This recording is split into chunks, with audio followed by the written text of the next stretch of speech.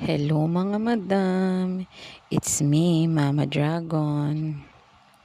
Para naman po sa aming hapunan, magluluto po ako ng chop suey na may kaunting atay at karning baboy. Mga madam, parang first time ko lang po yata magluluto ng ganito. Kasi po, hindi naman sadya ako nagluluto ng mga gantong ulam. Pero kapag daw nanay ka na, at may asawa at anak ka na, natututo ka na ng mga bagay-bagay na dating hindi mo alam. Sabi nga nila, lahat daw ng bagay na papag-aralan.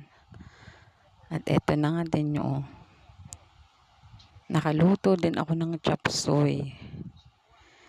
Panonood-nood ko lang yan sa mga tutorial sa pagluluto. At ayan, naluluto ko na para sa mga anak ko.